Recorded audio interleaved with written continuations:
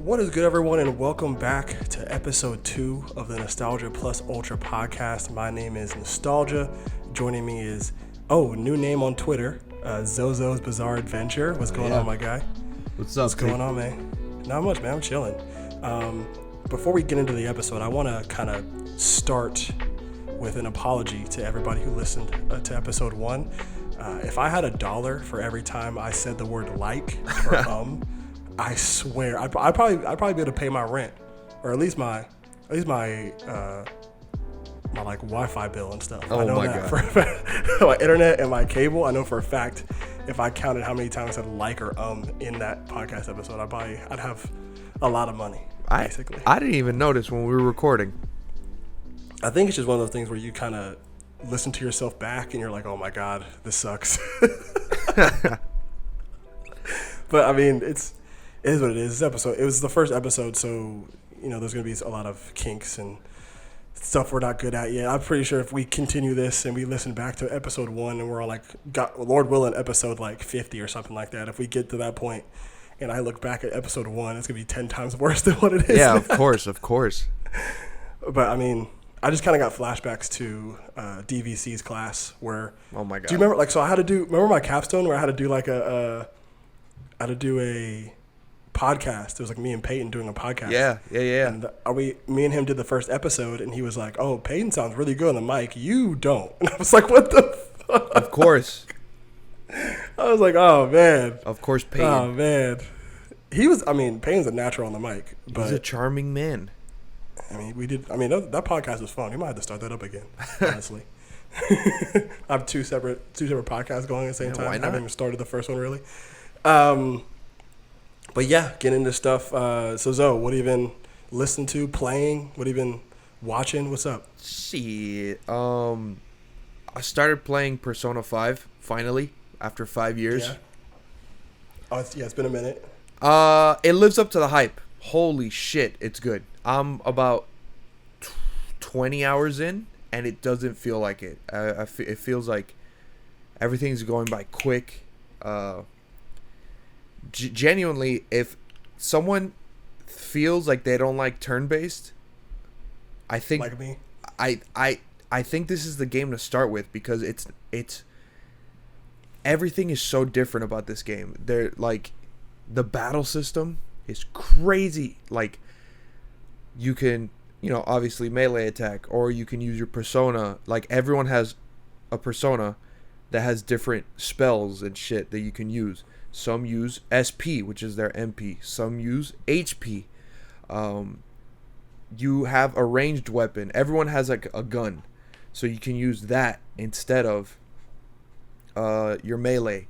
There's something called baton passes, where if one person weakens one of the enemies, you can pass it on to another person and continue attacking before the enemy can get up and attack. Wow. And then besides the battle system, the life sim part of it's actually pretty interesting. Obviously, I think people know there is a life sim part of Persona 5, and anything you do in your real life translates into battles. Like, it helps. Really? Yeah. So like, if you study, you get your knowledge up, and if you get your knowledge up, that allows you to learn more spells quicker, I think. Okay. If you could go to the batting cages, and if you do good at the batting cages, that gets your proficiency up. And if you get your proficiency up, that means your spells are more effective. You have to flirt with chicks, and that gets your charm up. And if your charm gets up, when you hold up enemies to either join your team, give you money or give you an item, you're more effective because you're more obviously you're more charming, so you're more like, give me your stuff. Yeah. And one thing that like surprised me was like, yeah, you're a teenager in high school, so you have to study, and some teachers will catch you being distracted in class, and then you got to answer a question, and it all goes to your knowledge. But for exam week, you as the player had to pay attention to the questions that they asked you, because you have to take the exam. Are you kidding me? It's not a long ass exam. It's like 2 questions per class. But if you remember it, which they're not hard to remember, they're not crazy questions. Yeah. But I get you. if you do remember like what they talked about, then you could get a better grade, and that goes into your knowledge. It's really, really interesting. Okay. And it's simple questions like oh my god. And it's really funny since it takes place in modern day Japan. They use there's a specific word, I forgot what it's called, but like they call me Alonzo Kun. Oh my god. And like oh my god. And like since I'm a second year, lower classmen call me Alonzo Senpai, like shit like that. Jesus Christ. But yeah, like the questions are like, Alonzo Kun, what is the phenomenon where you do something and it works just off believing, and it's like, the placebo effect. Like it's simple questions like that. Oh, so I mean, it's not bad, but like, I just the fact they put that in there is just like, I don't know. I guess obviously with turn-based games or like games like that in general, you kind of need something else to kind of put something on top of it. That way, the players that get bogged down are just kind of bored with I guess the regular gameplay that's kind of going on. Yeah, and there's so much to do. Like, you could go to the movie theater, and depending on the movie, it'll raise like your kindness, your guts, your something. And the last movie in quotes I saw was The Cake Night Rises. And you hear voice clips, and it's like, you wonder if I use pies or cakes. It's because it shows the villains their true taste, and if they have bad taste, like it's like this whole thing. It's really fucking funny. Oh my god, it's really, really funny. But that's crazy. So far I think it's like an S tier game. It's like really good. I understand the hype. Yeah, I mean, my whole idea on turn-based games. I just don't have the patience to play turn-based games. Like when you were playing, I think you're playing Dragon Quest when I like went to go chill with you like last weekend. I was like, man, like I could not do this. Just because it's a situation where like everybody has to attack. Yeah. And then everybody on the other side has to attack, and then you got other stuff. Yeah, it's just a lot of stuff going on. I just think I don't have the real patience for turn-based games like that. I have seen gameplay of Persona 5, and it looks cool. Yeah. I mean, I feel like if I was to play a turn-based game, I probably would try to take up Persona 5, but it's that patience, man. So like everybody has to. I'm just so good. Like that's what the thing is with me. I'm a big MMO guy. A big like just nonstop action guy. So stuff like that where I gotta wait for stuff to happen is just kind of I don't know. That's basically just me though. Yeah, I think if anyone listening, if they haven't played a turn-based game and they're thinking about it, do not play Dragon Quest XI. It is a good game. I liked it a lot. I recently just beat it. It is a good game, but it is very, 1, long as fuck. 2, grindy as all hell. 3, very, it's very, like, by the books. Like, everyone goes one at a time, and you have your spells, or your attack, or your abilities, And that's kind of pretty much it. Like the menu is very clean and organized. That's why I say if you're looking to get into turn-based, Persona's just fucking in your face. Boom, there's so much you can do. And like I said, the baton passing and the guns and like I don't know, it's really cool. Yeah, I mean, also the soundtrack to Persona. I haven't played Persona 5 at all, but I actually do listen to the soundtrack to Persona 5 because it just bangs. Oh my god. It's so good. It's so good. Get Man, up. it's just so good. Wake up, get out there is a fucking banger. I'm looking at my phone right now. Confession / Secret is a chiller. Yeah, it's just one of those, I guess, game soundtracks that are just kind of goated for real. Like you could really like everyone on there, even like the battle sequences or just the ones where the songs where you're kind of just chilling around like the worldscape. Like all of those are really dope. A lot of YouTubers use the "Never Seen It Coming" song. Yeah, because it's just so good. I remember I think Alpharad uses one. Or used to, I don't know if he does anymore, but he used to use the Persona 5 song for his outros. He uses "Swear to My Bones" for his outro. Yeah, that's what the one is. The one with the piano. Yeah, okay. I didn't know which one that was, but I know like if I heard it, I would definitely be. Oh, that's Alpharad's. That's Alpharad's. That I literally in part of the story, you take down like the first bad guy, and then like you go to celebrate, and then they're like, oh, we should become a team and do this for real. And then when you're like naming your team for like the online, yeah, that song is playing, and I'm like, oh my god, this is Alpharad. It's like it. I guess he used it so much that it's kind of synonymous with his channel. Yeah. So like as soon as I heard it, I was like, oh, that's Alpharad. Yeah. Like I didn't even think twice about Persona 5 at all, but it's a great. I mean, it's a great song. Oh, yeah, it's a banger. Yeah, it's a great song. Speaking of games, I know you watched the entirety of the Game Awards. Yep. That's kind of what I wanted to get into with the main thing. I know you watched the Game Awards.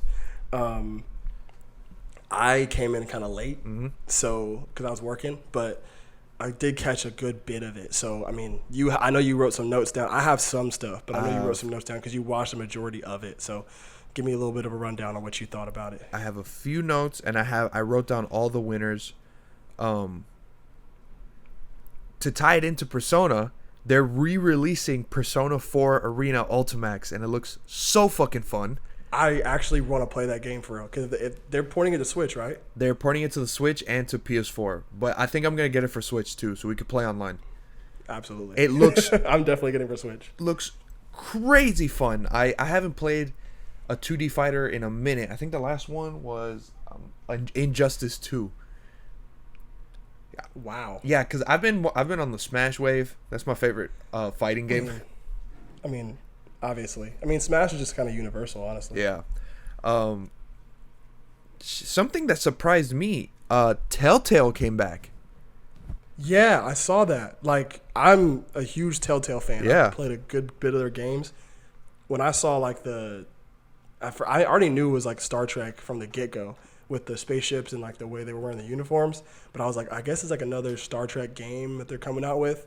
Then I saw Telltale at the top, and I was like, oh, it's over. Yeah. I'm definitely buying this, 100%. But since you came late, you didn't know. That was the second announcement they made that night. Really? Dude, the first announcement of the night was, I literally put the first notes, Telltale is back, ?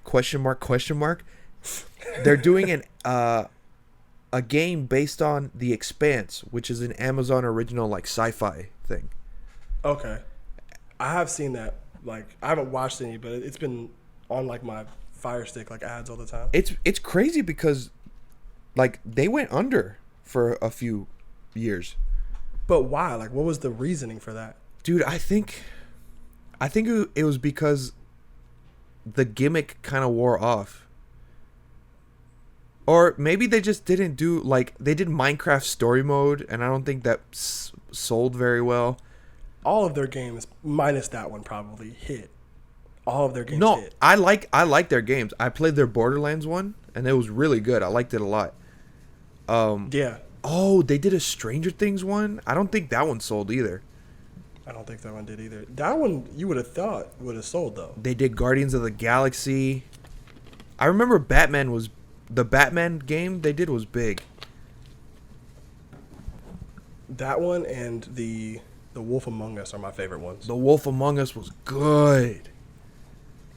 The Wolf Among Us is good. I played that on my PS3. That game is so good. I don't know if it was a thing where the charm of Telltale games ran out, because it had to have been like a financial thing where they just couldn't pay people. The pandemic may have just kind of hurt them a little bit, but because all of their games, from the Batman one to not Last of Us, the Walking Dead games, right? Mm-hmm. That's Telltale's the Walking Dead games have so much like playable. I guess longevity is what I meant to say. Yeah. What I mean to say, they have so much longevity, and it's not anywhere where it's like, oh, it's boring or it's the same thing every time. I mean, yeah, it's a bunch of story mode. It's basically a visual novel with QuickTime events. Yeah. It's really all it is. But the way in which they do it and the way they tell the stories are just so good that you can replay them over and over and over again, because you're like, oh wait, what if I said this instead of this? Maybe I get a different outcome than usual. And there's so many different endings you can get, and there's so many different paths you can take to get to the same ending, honestly. So I think it's really cool. Like, there's so much longevity for Telltale. So I don't think it was a thing where they got redundant. I think they might have just got hit with the pandemic, honestly. Because I just looked it up now. They went under in 2018. 2018? Oh, wow. 2018, and then they came back like literally like a year later. But when did... Because I'm trying to figure out the timeline now. Because when did the Walking Dead games come out, though? Like the one where like Clementine's like older. Oh, dude, I remember watching PewDiePie play them. So that was like 2013, 2012. Yeah, so my timeline is way off, I guess. They went under in 2018, and I think from a marketing standpoint, they just released too much in a little bit of time. What came out then? In the midst of releasing The Walking Dead final season, the company was forced to initiate majority studio closure after their last investor had to pull out of funding. Oh, you were right. It is funding. Oh, wow. They let go of 25 people in its staff, remaining with a skeleton crew, such as finishing Minecraft Story Mode, project porting to Netflix. That's right. You can play Minecraft Story Mode on Netflix. What? Yeah, like Bandersnatch. Oh, okay. I'd never, just random aside about Bandersnatch. I'd never watched that. Did you ever watch that? I did. I was big. How was that?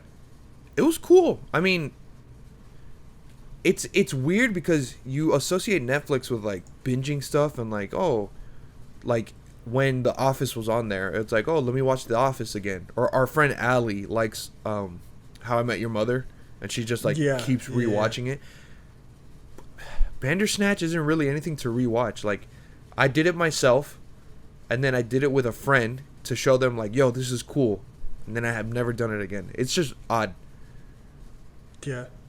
I don't know. I saw like stuff about it, but I never got a chance to actually watch it. I don't know if I will though. It's like a Black Mirror joint, isn't it? Yeah, it is. It's cool. It's just, I don't know. Again, the gimmick kind of just wears off. I think it's cool how Netflix goes, hey, we're gonna make it story based where you can make your own decisions in the show. Yeah. Well, I thought that was a cool, ambitious idea. And it fits with the Black Mirror theme and how technology kind of advances and stuff. I think it's cool. One thing I did see about it though that I never quite understood is like you can only get a glimpse of the Bandersnatch if you do a certain route, and any other time you do it you don't really see him. Like you have to do a certain things in a row to get him. I think I could be wrong about that, but I remember there's somebody saying that you had to choose these different ones in order to actually see what the Bandersnatch looked like, because the other times the story's like the guy created the Bandersnatch but you don't see him at all. I don't remember. It's one of those different endings. I got a few endings, but I think there is a specific route you have to take for the true ending. Okay. 'Cause I don't remember the story of the Bandersnatch Netflix thing. So, because I mean, obviously I didn't watch it. So, but going back to the Game Awards, so like, what games did you think stood out to you as far as the reveals? At least we can get to the awards in a second. Yeah, yeah. But I kind of wanted to talk about the games that we saw that we really liked. So, so I'll start with you. What were you feeling? Shit, fucking, dude, the open world Sonic game looks, woo! I don't know how I feel about that, honestly. Dude, I think they got to switch it up. I guess, but Sonic's such a linear game. Like, it's literally a linear game. Yeah, but Literally. You're running in a straight line through all these other different paths and stuff. That's just how I played Sonic. Making it open world, how do you do that is my question. I mean, it's very ambitious. How do you make an open world Sonic game when even the games like, what game was it where he turns into a freaking werewolf? Unleashed, where you have those like beat 'em up portions but you're still moving linearly. Yeah. Like you're still moving through a world, but you have like beat 'em up sections. Even stuff like that, where I'm just like, I don't really know. I don't know how it's gonna work. It's something that the fans have been asking for forever, because I think people got tired of the boost gameplay. Forces did not review well. Yeah. And I've seen some fan projects of not like a full open world game, but it's like they make this open world and it's themed to Green Hill Zone, and it's just fun. It's fun to run around, and then there's like one or two missions, and then that's it, because it's a fan thing. And those review better than like the fucking Sonic Generations, Sonic Forces. Well, I mean, Generations was pretty good. Sonic Colors, like, I think there needs to be a switch up, because Sonic has always been a hard thing to do in 3D, and I just think they need to. That's true. They need to change something up, even if it sucks. I don't know. Maybe they're on the right path. Yeah, I will say about the fan made games. I have seen some fan made Sonic games that look phenomenal. There's one. Who was I watching? I was watching Afro Senju play a Sonic game. It wasn't it was like kind of like Unleashed, where it was linear until you had to do some other stuff. Mm-hmm. But it wasn't anything where you're doing like a beat 'em up. But it was like linear, and then you get to a spot, and then you got to do some other stuff, like some platforming stuff. Then it becomes linear again. Then it's like more platforming, which I thought was kind of cool. So if they make it open world with some platforming, I know people are gonna say, "Oh, it's just copying Mario," but you got to find something to do, I guess. Yeah, I mean, if there's anyone to copy, it's Mario. Honestly, When has he had a bad game? I don't think there's ever really been a bad Mario game. And like, I played, And not. I mean, okay, there could be like side characters having standalone games. Those games could be kind of mediocre. Sure. But any game that Mario is the flagship character in, it's not been a bad game. yeah, I just played, not just played, but like this year I played Mario 3D World on the Switch. I thought it was okay, but I remember a lot of people liking it a lot. And like, Also, Nintendo's a cult, but let's just kind of get that out the way. Nintendo's definitely a cult. 100% a cult. You could take a shit on the Nintendo Switch and people are gonna play that game.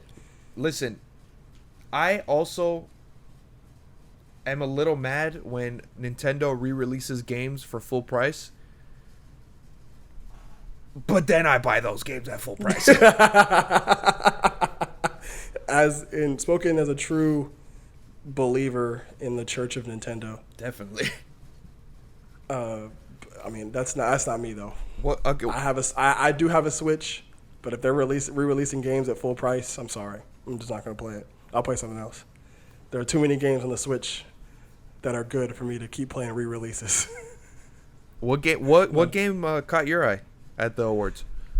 I had a couple. So as you know, I've been playing Borderlands, replaying the original series. It did get ported to Switch, all 3 games. The first one, the second one, and the pre-sequel are all on Switch, and I bought the bundle, so I'm going to try to play through those and have some fun with that. But 2 games, really. The first one being Tiny Tina's Tiny Tina's Wonderland, Dude. which is essentially just. I thought it was so cool in the trailer. As I'm watching, I'm like, this kind of seems like something that's familiar or something that's I've seen before. And then I realized it's Dungeons and Dragons, but Borderland style. Because I remember there's like a line where someone was like, "Hey, you left a Cheeto on the board," and I remember I texted you. I was like, "Wait, they're playing Dungeons and Dragons." It's like it's I guess Tiny Tina. It's her imagination while she's playing D&D, and I thought it's like a Borderlands version of that. That's the coolest shit. I was like, it's definitely gonna be a game I buy, depending on because I don't have a PS5. Pour one out for your boy L's in the chat. So I really want to play that game. And the second one is probably Forspoken, which is probably just like a really cool game. It looks super dope. I'm a big fan of fantasy type open world type games. It looks like not exactly, but it kind of has the same vibe as like a Shadow of Mordor, and I love that game so much. And it's published by my company, Square Enix. Square was cleaning house. Square won 4 awards. Square was cleaning house. They had a bunch of great game releases, and they were cleaning house. They won 4 awards for different games. Like it's obviously it's crazy when like at the Oscars one movie wins a bunch of awards, or at the Game Awards when one game wins like a bunch of shit. But Square Enix for different games won 4 different awards, and it was crazy. It was cool to see that. The funniest meme of the night was I literally wrote it down as Amogus VR. As if Among Us needed any other thing for it. I think VR Among Us is definitely a step in the right direction for that company, because there's so much endless playtime for Among Us. Dude, I don't think it's a game that's ever really gonna die. I love Among Us. Playing with friends is super fun, super casual. But I feel like in VR, that is the scariest shit.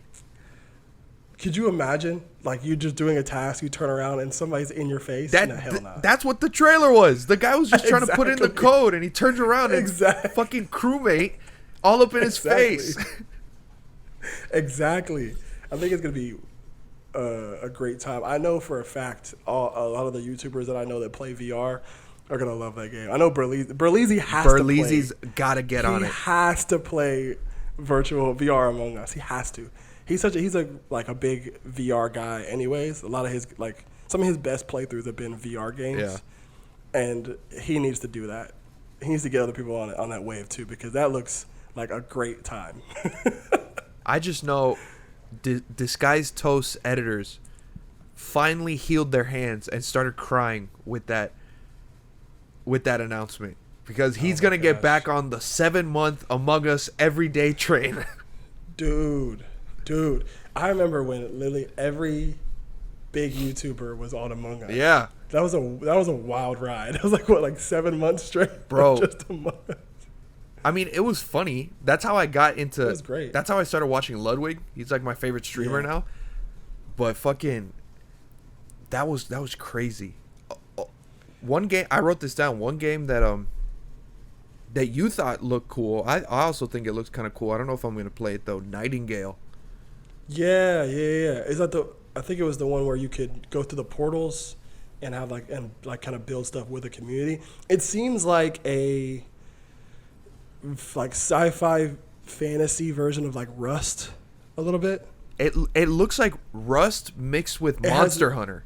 Yeah, it has the same kind of structure as Rust, where you can go into these areas and meet people in a kind of an MMO or open world shared experience type game, and then you can walk through portals and see different worlds. It's like what game is that?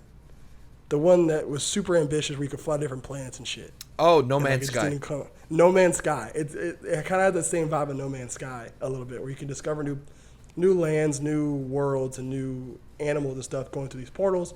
But it has the elements of Rust, where you can kind of meet new people, build a society, and kind of shit like that. So I think that's really dope. If it's for PC, I'm just gonna take the L because I'm not gonna be able to play it. No, So I think it's for console. if it's for console, then I might have to hop on that. But if it's for PC, which most of those games like Rust and stuff like that are for PC, I'll have to have to take the L on that one. But it looks cool.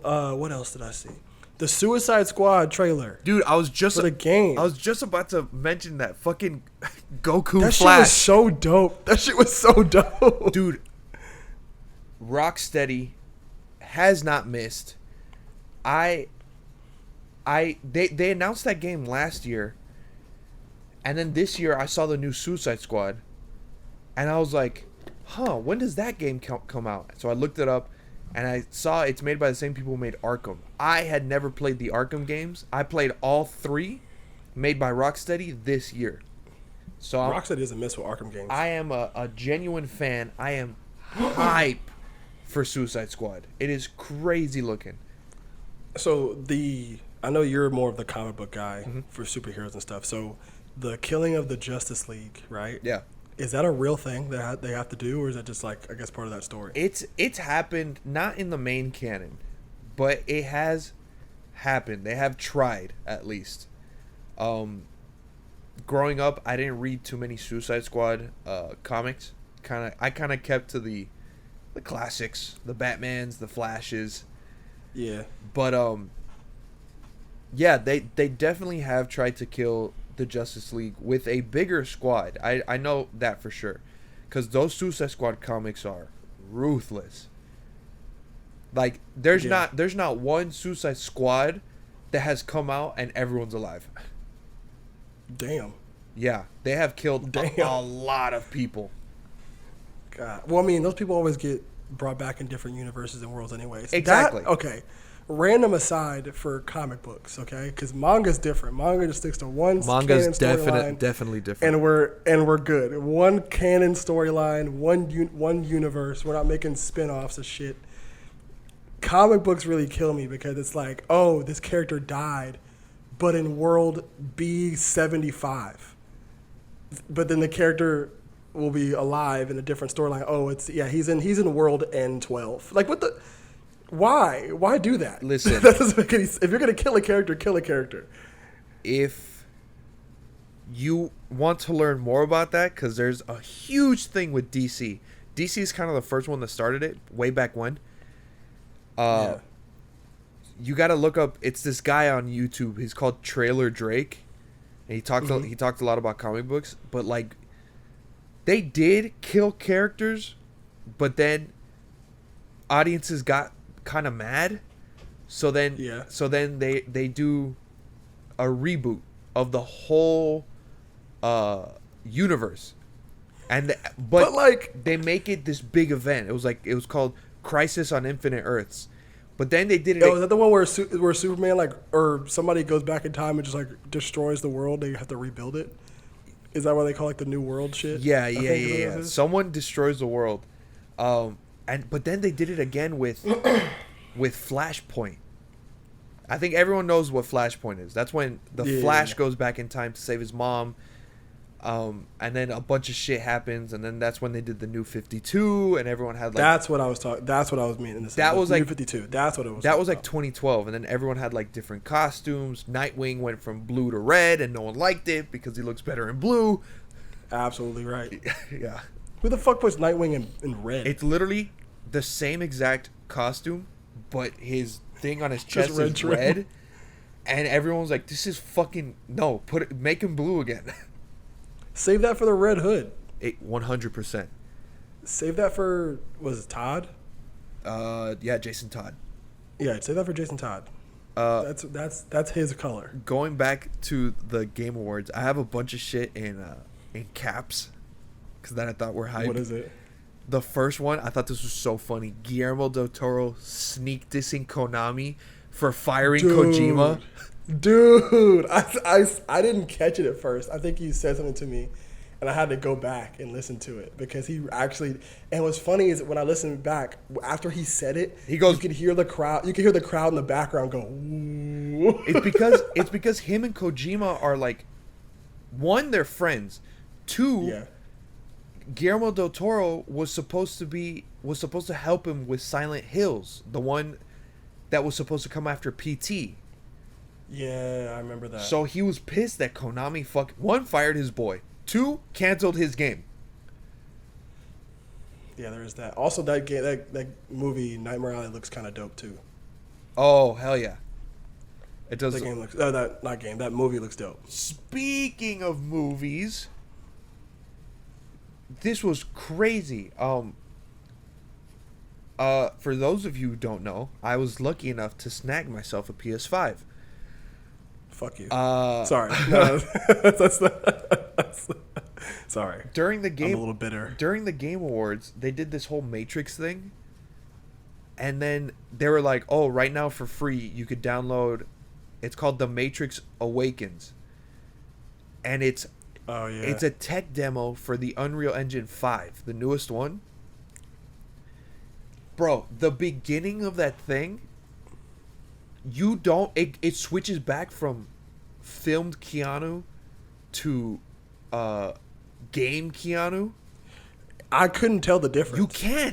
You cannot. It's the craziest That was the wildest thing. shit. I could not tell the difference between movie Keanu and game Keanu. That shit was crazy. It is so wild. And then, like, when you're playing the game, if you just take a glance, you're like, oh my god, the people look real. But, like, in, like, big lighting, in, like, good lighting, you could still kind of tell. But the car scenes and, like, the AI looks real. It's crazy. And everything... Yeah, it's crazy. And it's not pre-rendered. Everything is real time. It is the craziest thing. The tech demo is about, like, I want to say, like, 6-7 minutes. But after the car chase is done, you can walk around the city and you can, like, fuck with, like, the settings, and you can rotate the sun, and everything happens in real time. It's crazy. Wow. So Unreal Engine 5 is about to be crazy.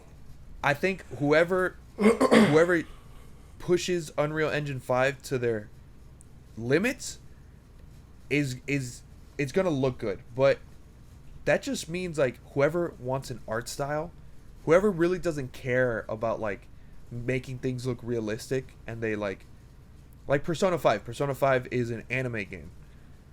Yeah. But on Unreal Engine 5, it'll just look fucking like almost like a Pixar movie, you know? That would be kind of cool, though. Yeah. That'd be kind of cool. I think... Yeah, I was remember watching the trailer for it. I had to go do something, so I came back, and you were texting me about it. I rewatched it before we started recording, and I was like, damn, like, I really cannot tell which is which, and it was so cool. I think that was from what, Matrix Reloaded, right? The second one? I think so. Or the first one? I can't remember. I think it's the second one, because that girl, what is her name? Trinity? Yeah, I think she's in Matrix Reloaded. I haven't watched, which reminds me, I need to rewatch them, so that way when the new Matrix movie comes out, I can actually know what's going on. It looks like a whole lot of bullshit again. I was going to say, there is no better series to do that tech demo than with the fucking Matrix. It is crazy. They need to make a new game, honestly, for it. Dude, the writing is still funny because the thing is, Lana Wachowski worked on the tech demo. Mm-hmm. And so, you know, it's Keanu, and I forgot the actress's name for Trinity. And they're talking about, like, oh, the future and the Matrix pushed boundaries, this and that, blah, blah, blah. And then it cuts to the chase scene, and Keanu's like, what the hell just happened? And she's like, oh, marketing said we could say all this mumbo jumbo about the future if we put some sexy action. And then he's like, there's a character you play as. She's nameless, but she's a black girl, and she pops up in the back of the car, and Keanu's like, what the hell are you doing here? And she's like, oh, you're here to train me to fight against the power or whatever shit like that. And then fucking Keanu's like, okay, shoot bad guys, stay away from marketing. Like, it's just cheesy writing, but it's funny. Cheesy. I mean, I haven't really watched too much of it. I need to go back and watch The Matrix again. but I don't remember the writing being too profound in those Yeah. movie series either. So I mean, Oh, dude, pretty par for the course. you're anime boy on the pod. Have you seen the Animatrix? The Animatrix. I don't think I have. It's I think I need to probably look up and watch that. It's but kind I of have not. crazy. It should be on HBO Max. I'm not gonna sit here and say it's a better movie than the first one. The first one is a genuinely like good movie, but it is cool. It's like a what's it? Fuck, what do you call it when like there's a show but every episode's a different story? An anthology. It's more anthology. Yeah. It's an anthology movie, and I think if I remember correctly, every story has a different animation style. It's really cool. Kind of like Disney Visions. Star Wars Like Visions. with Star Wars Visions, yeah.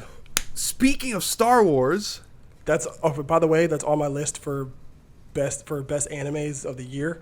We're gonna get into like our definitely. list for a couple episodes later, probably a little bit later before the year's over. Yeah. We're gonna get into that, but that is definitely on the list. Star Wars Visions fucking goes crazy. Star Wars Visions was so good.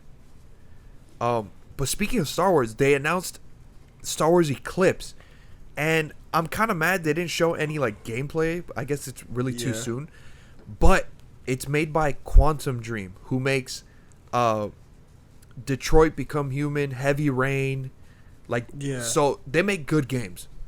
But I also heard so me going on the Game Awards hashtag was a ride, honestly. And when I went back to when they announced the Star Wars thing.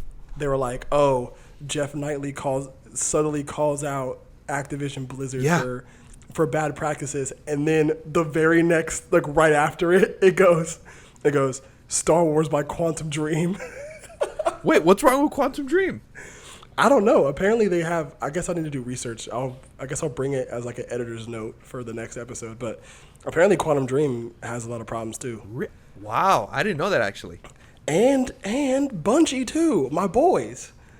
Oh, do they? They announced the Witch Queen, the new expansion Yeah, I for saw that. Destiny, and literally the next day, like the CEO of Bungie came out and said that they've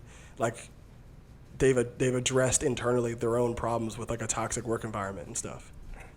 Well, I mean, at least they did it instead of getting exposed. I mean, a lot of like workers came out and said something, and Bungie did work pretty quickly. Like right after it came out, Sure. they're like, "Hey, this is what's been going on.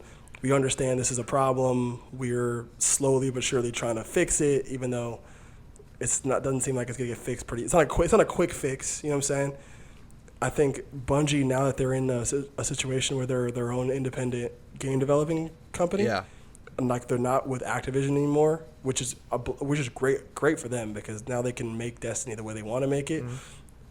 Even though sometimes the stuff in Destiny is kind of stupid, but that's neither here nor there. I don't want to get into a Destiny debate right now, but yeah, like apparently Quantum Dream is on the chopping block, low key. Apparently, I didn't see anything about it. I guess I'll have to put that as like an editor's note and come back for next episode and talk about it. Yeah. But people were like, what the fuck, guys? You talk about Activision Blizzard subtly. They didn't even address them by name, which kind of sucked. But they addressed Activision Blizzard in the best way the most political way possible. Yeah. But they got the point across. Then they go, hey, here's a game by Quantum Dream. So Wow, I genuinely didn't know that. I guess because I'm not the biggest fan of Quantum Dream. I guess I know they make good games, but I don't know shit about like internal stuff. Wow, I'll look that up. I didn't know. Yeah, I had no idea either. I just kind of saw the string of tweets talking about how Quantum Dream is actually not the best people ever. So I mean, Wow. who really knows? But going into some of these awards quickly, I know because you wrote them down. Yeah. But quickly, I want to shout out one of my favorite games getting a couple of noms. Monster Hunter Rise got like 2 or 3 noms. Yeah. I'm telling, bro, that game is so much fun. Like, I'm a big Monster Hunter player anyway. Yeah. I love those games like so much, but I was not expecting to get nominations because it's a Switch only game. So I thought that it probably didn't reach a broader audience, but it did, and I think it got nominated for some, I think, what did they get nominated for? I can't remember. I But they got think like 2 or 3 good noms. I think RPG was one of them. Yeah, best RPG. But it was the ones where they kind of run through, where like Jeff like just announces them. Yeah. He doesn't. They don't have like a big thing for it. Yeah, I saw that it was Monster Hunter Rise getting the noms on there, which I think was really dope. Before we kind of get into, I guess, Game of the Year talk, what were the other ones? I can't remember. I wrote all of them down, but the ones that like stuck out to me, Games for Impact winner was Life is Strange, which is a Square Enix award. Best action game was Returnal, and I don't think, I haven't played Returnal. dude, I was watching Valkyrie watch the awards, and she was like, I've never heard of Returnal. And then I saw Atriox's point of view, and he was like, I've never heard of Returnal. So like, yeah, I don't. Maybe it's good. I'm not saying it's bad, but like, I guess you gotta play it. Best music was Near Replicant, another Square game. Yeah, I mean, you've played Nier Autonoma. I never played. I played both Replicant and Automata. Replicant's okay. It's a little heavy-handed. You have to, when you beat the game, you have to go back for another ending, kind of like Automata. But the thing is, when I beat Replicant, I was like already 40 hours in. God dang. And then to like play again from the halfway point, I was like, I don't want to do this. That's tough. I'm looking right now because this is really funny. The winner for best family game wasn't even a Nintendo game. Dude, it's the funniest thing. It Takes Two won family game. The rest of the nominees were Nintendo games. Nintendo took an L for real. Someone tweeted out Nintendo didn't even win in their section.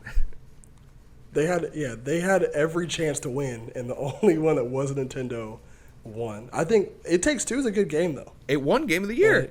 And it won Game of the Year. Yeah, it won Game of the Year. I thought what other games were in that category that I thought could have won it? I know Psychonauts 2 was in there. Psychonauts got a lot of noms, no awards. I played the first Psychonauts like way back when. Yeah. So that's kind of like a nostalgia trip for me, but I didn't get a chance to play Psychonauts 2. But it looks like a fun game. It does look fun. I might have to get that. And play it, Richard Horvitz as the main character. Love that guy. He's Invader Zim and Billy from Billy and Mandy. I love that guy. Great voice actor. What else? I do want to say Deathloop. I'm telling, bro, Deathloop looks so much fun, and I was not surprised when it got noms and awards. I'm not surprised it won any awards. I just don't know why it's not grabbing me. Really? Yeah, cause like I don't know. Maybe I gotta see more people play it. Maybe If you want somebody playing it, you gotta watch. So Mr. Fruit on his second channel has a whole. It's like extended long periods of him playing Deathloop. Sure. I don't know if I think he might have finished it already. Okay. It's the way Deathloop is set up. The story is super dope. The character dialogue between the two of them. Really funny. I think the dialogue Really is funny. phenomenal. Really funny. Yeah. And then when they were marketing the game, they were telling people like how it's played, but they're like, oh, so it's a roguelike. And they're like, no, it's not a roguelike. They're like, but Yeah.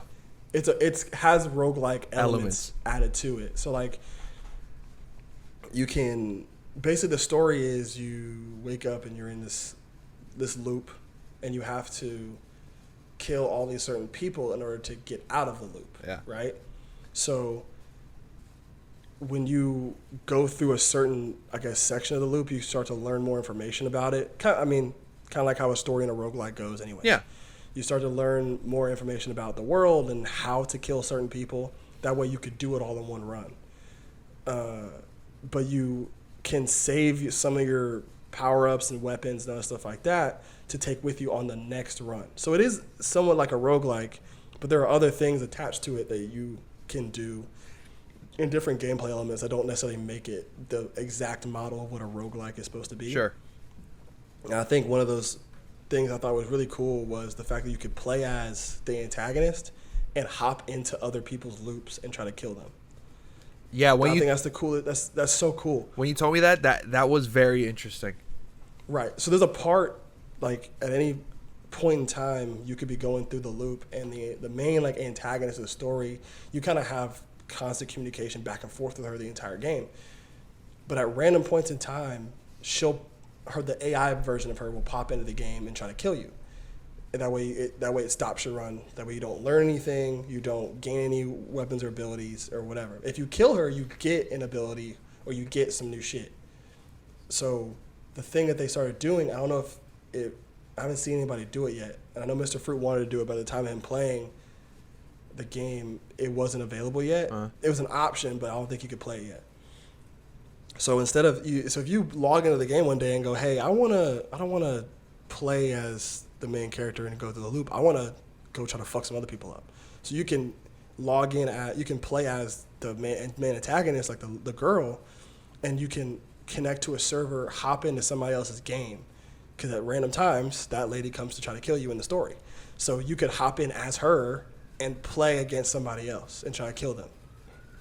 That's cool as hell. And so, like, I thought that was really dope. It's like the way they added that, but I was not surprised when they got awards or nominations at all. So yeah, they were just. It looks like a solid game. I definitely, when I get a PS4, Lord willing, that is gonna be the first game I get. Okay.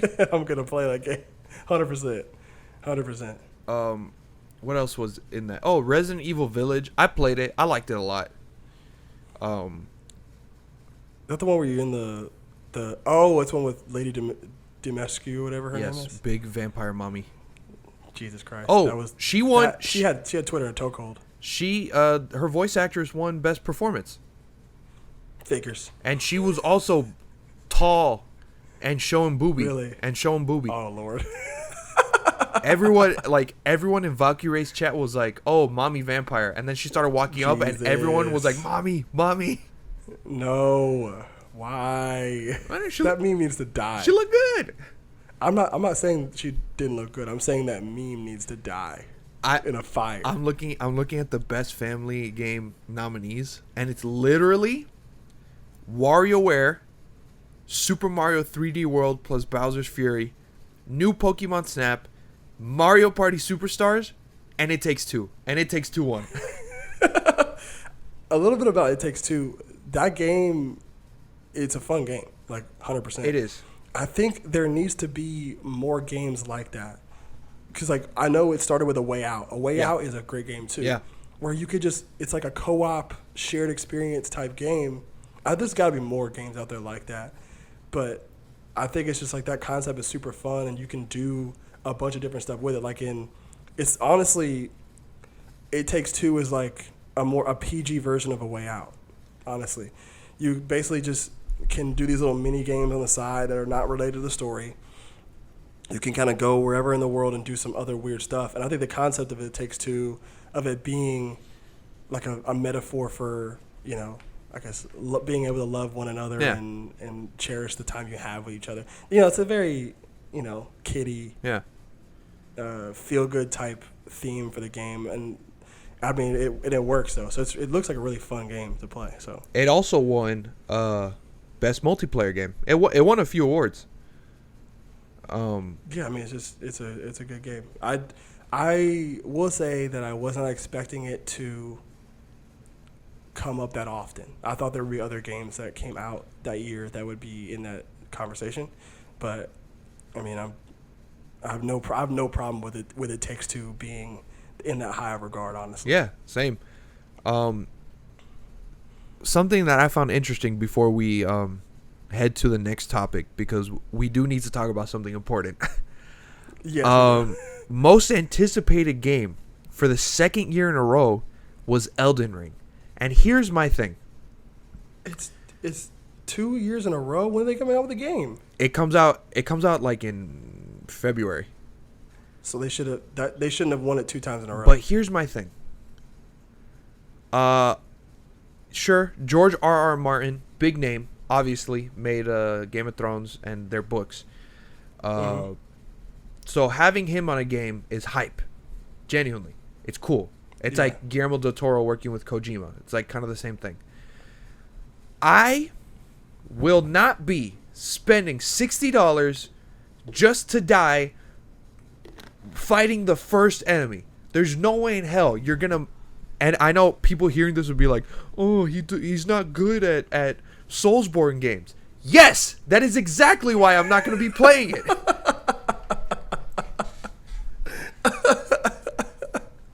I was about to say, I was like, they literally do that in Bloodborne, Dark Souls, whatever, Sekiro. What do you want? It's literally because it's by the same people. It's from Software. Yeah, it's from Software. It's Game of Thrones, Dark Souls. That's basically what it is. Yeah, I mean, well, I guess a Dark Souls in the Game of Thrones universe, or whatever. I was about to say, like, yeah, obviously, but people that every From Software game has to be they're a bunch of masochists in that department. Yeah. There's no way. I'm not gonna pain. lie. Bloodborne and Sekiro look sick. That Look like fun. The world that they build and all the monsters they design are fucking cool as hell. I'm not sitting here saying that From Software sucks. I'm sitting here saying I suck. I can't play From Software games. I mean, yeah, any game that would make me, and I'm a pretty chill person. Yeah. Any game that could make me want to throw my controller through the TV is not a game I want to play. Dude, I'm sorry. Towards the end of Dragon Quest, there's this like really hard boss, and I died like maybe twice. But after the second one, I like stood up from my chair and I was like, "Oh my god!" it's bad. Obviously, those games are challenging on purpose, and that's like their whole marketing plan. Yeah. Is to challenge a gamer. They do the same thing with Cuphead. Cuphead's a cutesy looking game, but that game is hard as fuck. Okay. Side note, the announcement for Cuphead. Yeah, here's the thing. I fucking adore Cuphead. It's an annoying game though. It's hard. It is. Well, I wouldn't. It's hard. I wouldn't say I got annoyed. Like, I feel like it's just for that one. I guess I have dumb brain and cartoons make me feel better. I don't know. I think, okay, let me rephrase. I said, so what I mean is Cuphead's challenging. Yes. There are certain bosses that get annoying. Like the queen bee, she was super annoying to play against. Who else? There was somebody else that was like, the one where you're in planes finding that bird, that shit was annoying. I was just about to say, I don't know why the bird one is so hard. It's so stupid. But I hate that one. I'm genuinely hyped for the new DLC pack. I love Cuphead. I think it's great. What are we at? We're at 58. We have something important to talk about. I mean, we have plenty of time. So, okay. So yeah, it's just to move on to that topic. Yeah. The live action Cowboy Bebop got canceled. Yep. As of recording this, 2 days ago or yesterday. We're recording this on a Sunday. Yeah. So Thursday. Yeah, I want to say a few days ago. Yeah, it got canceled. So here's my thing. Am I surprised it got canceled? No. Am I kind of upset that it got canceled? Yes. Same. And I know people are going to go back to episode 1 and be like, well, Taylor, you shit all over it. What do you mean you're upset that it's over? My thing is this, though. How are you end on a cliffhanger where Lisa becomes the main-ish kind of villain and Spike lives, and you introduce Ed. Right? At the end of the season. You can't just do that and then not have a second season, right? Yeah. And if people really did listen back to episode 1, they'll know that I said I would much rather them do new stuff mediocre than them just do like an empty shell of the original the original story beats. So like I think it really did need a second season because I feel like you can flesh out other storylines and you can make the mistakes that fans thought of. Like you can make the mistakes that fans had about the show. You can make them better for season 2. You can let the dialogue flow naturally. You can give certain characters less screen time and just, I will say this though. People are like, I don't know why people are so mad about the story because it's literally just a bunch of nonsense and then the last 5 episodes have storyline. That's what made the original fun. Yeah.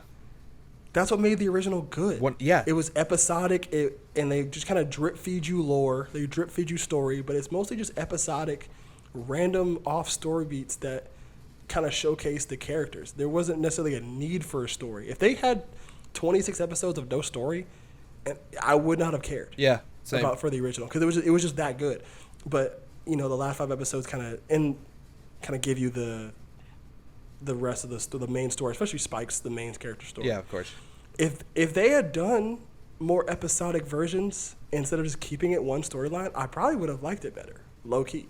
Yeah, maybe.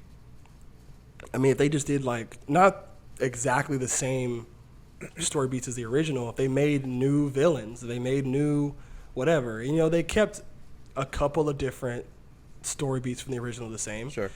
Especially episodes like the first episode and then the French sounding episode with like the serial killer. That one I forgot what it's called, but I know what you mean. Yeah, so like they have the exact replicas of those episodes. Yeah. And those ones aren't that bad. They're a little bit hollow. Yeah. But they're not bad. If you just made new characters, new villains and stuff like that and made it more episodic and drip fed us stuff like that, that would have been perfect. The problem is they were marketing it to normal American television watchers. Yeah. So there's no way they were going to be able to do that. So I think that's one of the biggest downfalls of it was, honestly. I have a theory on why it got canceled. Everyone says it's about the ratings. And I'm here to say that is not true. I am on IMDb right now. Cowboy Bebop live action 6/6.8 out of 10, which already isn't that bad. It's not. Not only is it a 6.8 out of 10, it was number 1 on Netflix for a minute. Because literally everybody and their mom watched it. They hate. It was people that are trying to watch it for real. Sure. And then there's people that were trying to hate watch it because they wanted it to be bad. Yeah, but Netflix doesn't know that. Netflix just sees number 1. That's true. I'm just saying that's like context matters in some regard. But now, yeah. As I click to my next tab, He's All That, starring Addison Rae. Oh yeah. It sits at a 4.3 out of 10. Did it get a second season? Horrific movie. No, oh, not second movie at least. Not a second movie, Taylor. They signed Addison Rae to do 5 different movies. Well, Netflix is just trying to get on an easy cash grab. That's different. But that's exactly why they canceled Bebop. Bebop just didn't make money. That's the problem. It's not the ratings. Yeah, that's probably what it is. They didn't make Stranger Things money. They didn't make Addison Rae money. That's why they canceled it. Yeah, Addison Rae, you're going to have to put somebody like that. If you put somebody like that. They did the same thing with, Noah Ciento? He has, 4 god-awful movies on Netflix? Noah Centineo, I think. Centineo. Sorry, what did I say? Centino. Centennial? Well, yeah, I don't really care. So, it's the same thing. You got Addison Rae, you got that guy. They're going to get signed up for crazy movies. One, because they're just so popular with kids that are definitely half our age. Yeah. That they just, those kids are going to watch those movies. So yeah. They're going to make money even though they're absolutely fucking terrible. But have you seen anything from He's All That?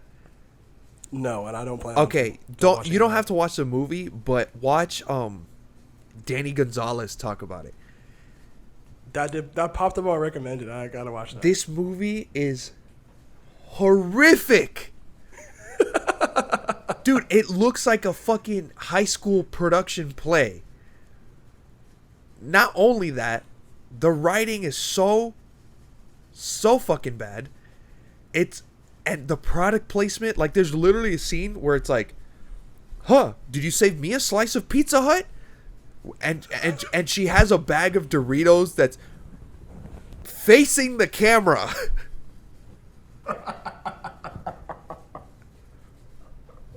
That's so stupid. Also, That's so dumb. also, what starts off the movie is that like, what's Addison Rae's dumbass name in this? I know it's a stupid name.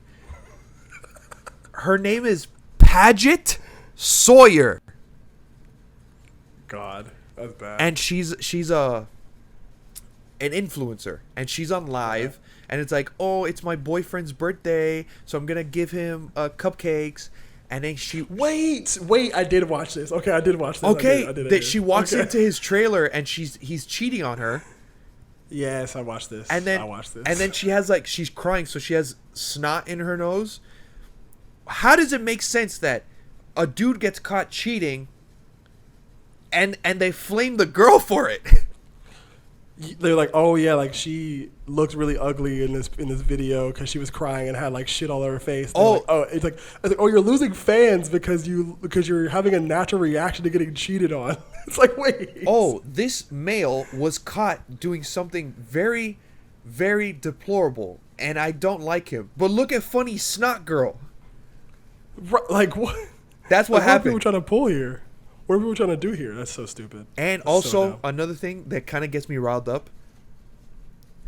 You cannot touch a Freddie Prinze Jr. classic. yeah. She's All That is not that good of a movie, but Freddie Prinze Jr. is my boy. It's definitely a classic movie. A cult classic movie. Yeah. I'll make sure to put that part in front. It's a cult classic Yes, movie. it's called classic.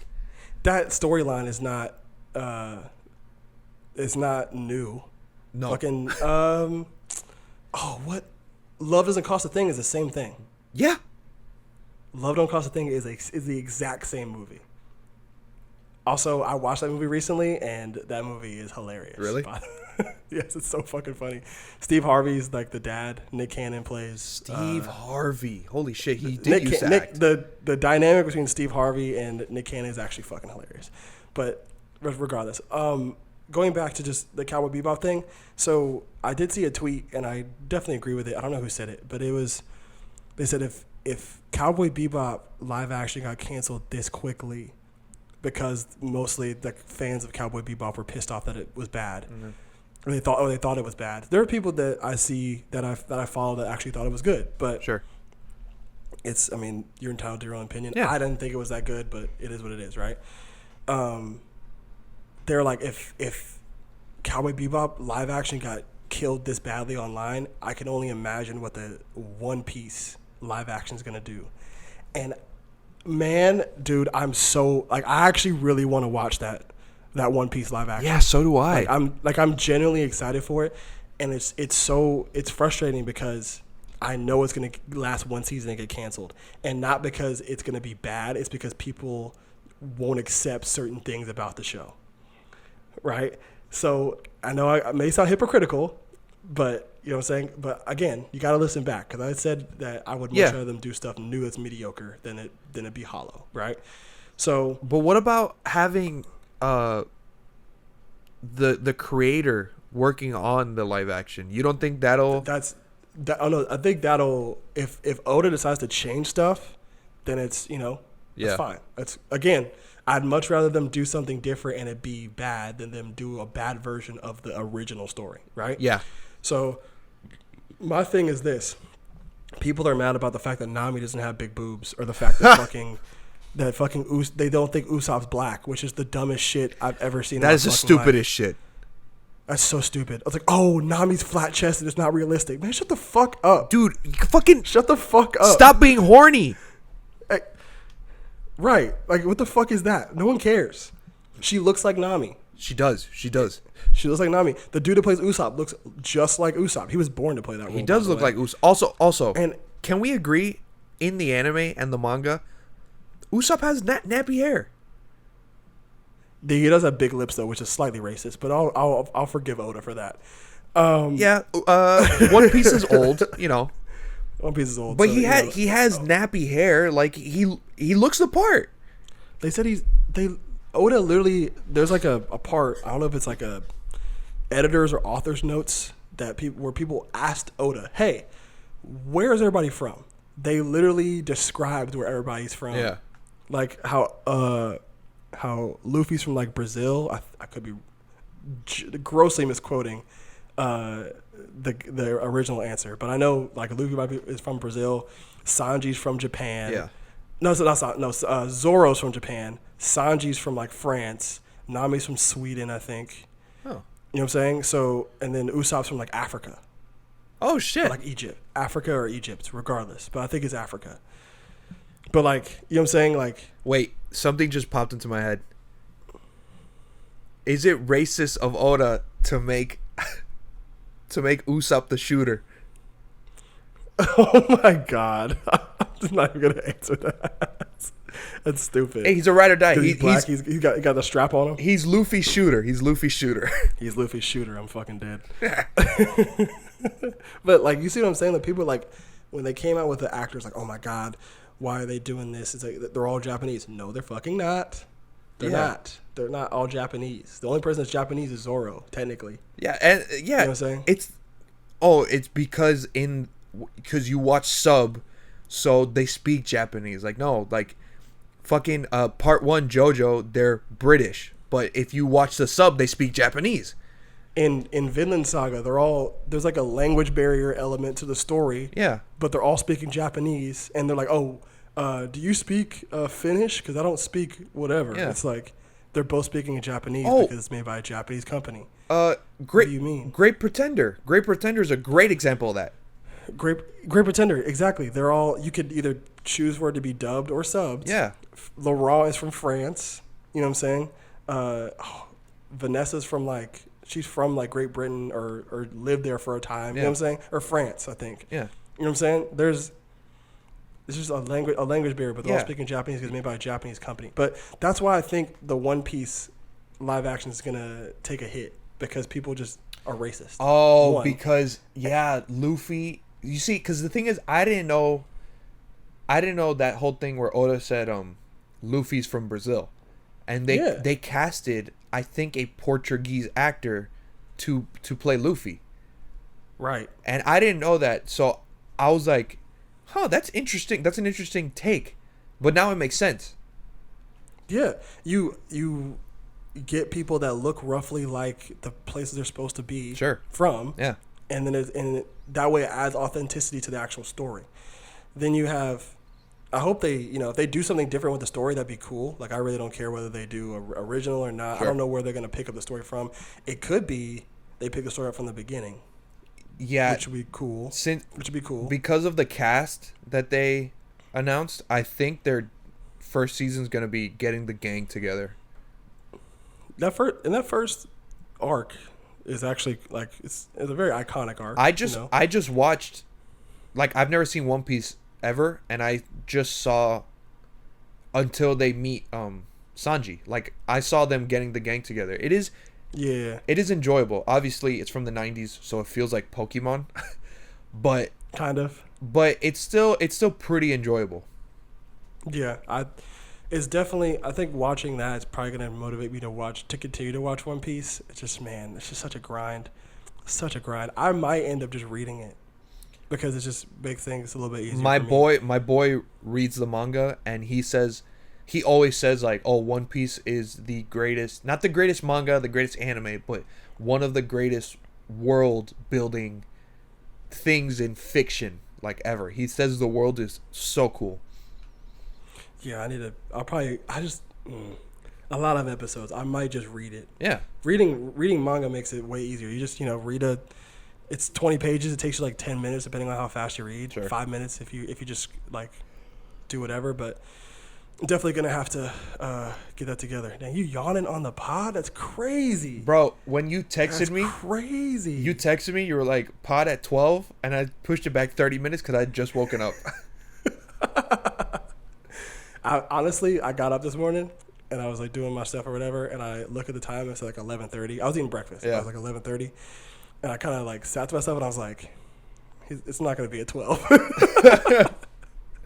100% not going to be a 12. Listen, that's crazy. Persona is like an 100-hour game, so I play until like 4 a.m.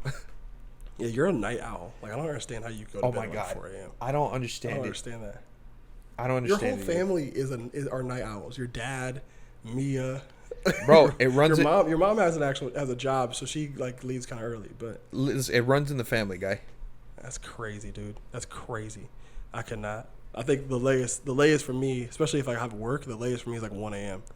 And then I'll wake up in the morning and I'll see you texting me something at like 5:45. And I'm like, dude, you should be asleep. Dude, that's when the best things happen. At 5:45 a.m.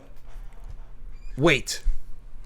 Because we're at 1:15. Before we finish, I have to talk about Idris Elba as Knuckles. As Sonic. Oh, no, as Knuckles in the Sonic movie. Yeah. Dude. That was cool. They're going back to Knuckles being like a gullible badass instead of just a dumbass. Yeah. And it looks cool. Because Sonic and Knuckles are fighting, so it's kind of like Sonic Adventure 1. Yeah, they call it Sonic versus Knuckles in Japan, by the way. Oh my god, hell yeah. Yeah, so I thought that was cool. But I did think Idris Elba, why is he just kills it in everything? I don't understand. Dude, he's a phenomenal actor. That's crazy. I don't know if they've casted the next James Bond, but I think he'd be a great James Bond. That'd be dope.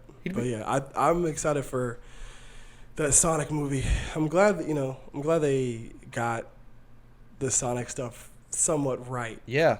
After the fiasco from the first iteration. Yeah, that was, oh my god, that was crazy. I don't know why they did that.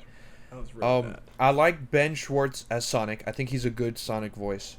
Idris Elba as Knuckles is just, Idris Elba's gonna kill it. I like that they used the same voice actors for Tails as it is in the games. Yeah. Because I don't think anyone can like replace Tails' voice. No one can really replicate that unless you get like, I don't know. The only person I really could see doing that maybe is Tara Strong, maybe. Maybe, but like also let's give other people a chance. I'm not. Tara Strong is a good voice actress, but she's in like everything. That's true. I just think like if anybody was gonna play like a high pitched voice, it would probably be her. It'd be Tara because Yeah. she plays Timmy Turner. Yeah, so it'd be really easy. It would probably be her. What I wrote this down. Oh, they're like introducing the Chaos Emeralds in the movie. Yeah, I saw that. So at some point in time, we may end up getting a Supersonic. That'd be sick. That'd be dope. Well, then you got to introduce like I just need Shadow to show up. I need if Shadow shows up in any capacity, I'm gonna lose my fucking mind. Who do you think? Let's say they want a Hollywood actor for Shadow. Who do you think it could be? No, I don't know. It has to be somebody that has. Thing is, it was funny. I would have thought Idris Elba could have played Sonic. Not Sonic, Shadow. I don't know. I've never heard Idris Elba be angsty. That's true. I think Idris Elba's more badass. You can get like I don't know. I'd have to come back to you on that one because I really don't know. What if it's Chris Pratt? No, get it out of here. Look, it's me, a Shadow. The fact that he's playing Mario is stupid. The fact that they casted Mario and then a week later they casted him as Garfield. Everyone. I could probably see Chris Pratt as Garfield. It's not that big of a deal. Chris Pratt as, you know what? Okay, no. Actually, Will Arnett as Garfield makes way more sense. Yeah, because Will Arnett's a good cynical voice actor. Exactly. Will Arnett as Garfield makes 10 times more sense. Yeah.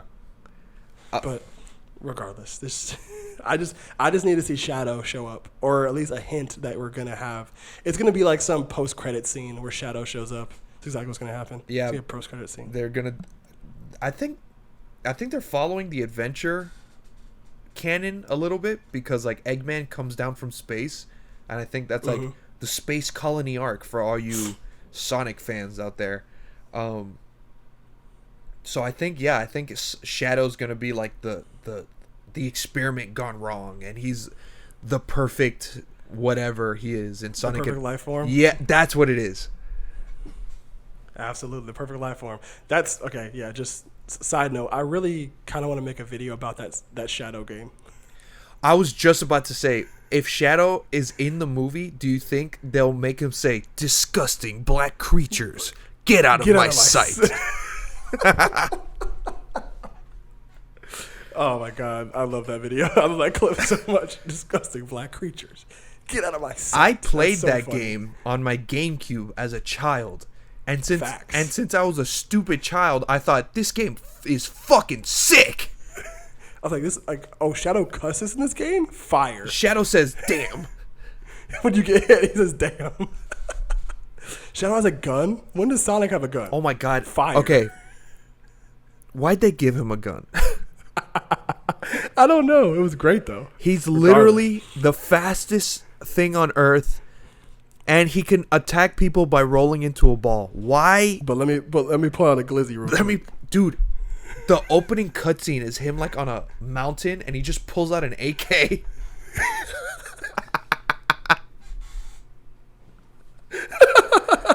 It's the stupidest thing. That's just hilarious. I was a kid. I thought that was fire, though. I thought that was fire. Oh my god. that's Sega hilarious. remaster Shadow the Hedgehog for PS5. Facts. I need it. I definitely need that. Okay. So, moving to our last topic, our music recommendations for, I guess, the week or whatever.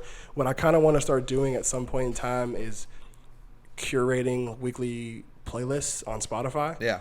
I know that's something me and you have talked about, but until we kind of get more traction on it and more people get shared, I kind of want to start doing that. So Yeah. be on the lookout for those if you're listening to this podcast. For me, an album that I want to spotlight today is, I don't know how to say it, Zaire from Angelo Moda and Wells. It's a collab tape. Mm-hmm. I've been an Angelo Moda fan for a while. He's had some really good projects over the years. I can't try to remember the exact names of the albums. I'm not sure. I don't have my phone around with me. But it's one of those things where you can definitely tell the Drake influence on a lot of the songs, especially from Angelo. Wells is more of like a grimier North Carolina rapper. I can't remember where Angelo's from. Okay. And I've listened to Wells for a while. Wells is pretty dope too.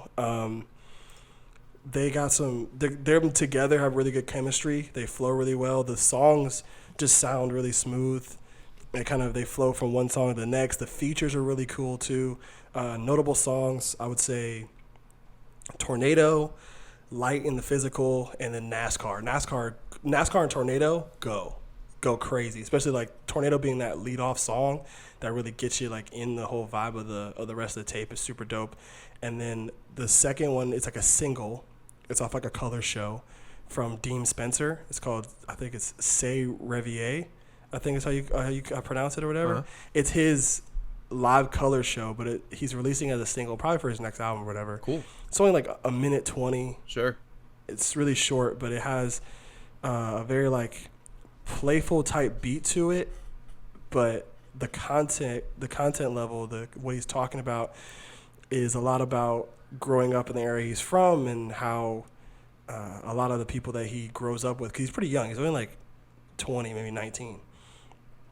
And he kind of going through and seeing the people that I think the line says the people that are brave enough than me have lived shorter lifespans than I have, or something like that, like something like that. We're basically just talking about, hey, like, just this is what's going on in my life, and I kind of like work on getting through that, and how even though I'm a very nonviolent, passive person, people that see you want to come up will try to kind of bring you down and stuff. So it's a really interesting song. It goes really hard for real. I love that song. So that's what I got. So the album is Zaire from Angelo Moda and Wells, and then the song C'est Revier from Dean Spencer. So that's what I got for this week.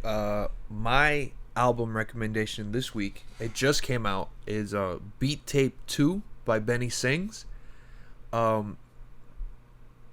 It's very chill. I love the album art. It looks like drawn Sesame Street.